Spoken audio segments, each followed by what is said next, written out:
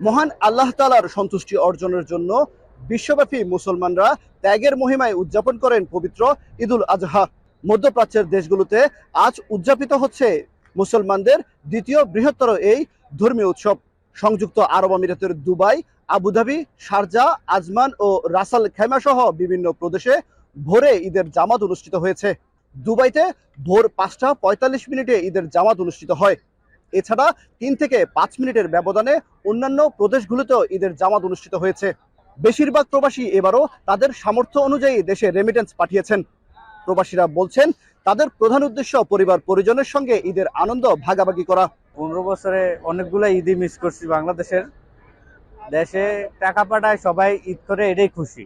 আমরা বাংলাদেশে টাকা পাঠিয়েছি কুরবানি দেওয়ার জন্য। ঈদ হচ্ছে আসলে আনন্দ, কিন্তু প্রবাসের জন্য আনন্দ নয়। আনন্দ হচ্ছে আমাদের ফ্যামিলির জন্য। ফ্যামিলি আনন্দ পেলেই আমরা আনন্দ পাই। আসলে আমাদের দেশের ঈদটা আর এখানের ঈদটা পুরোই বিপরীত। অন্যদিকে দেশটিতে বসবাসরত প্রবাসী বাংলাদেশিরা কেউ কেউ সম্মিলিতভাবে পশু কোরবানি দিচ্ছেন। পরিবার পরিজন নিয়ে থাকা প্রবাসী বাংলাদেশিরা কেউ কেউ এককভাবেও কোরবানির পশু জবাই করে ঈদের আনন্দ উদযাপন করছেন। এবার ঈদ উপলক্ষে 4 দিনের সরকারি ছুটি ঘোষণা করা হয়েছে।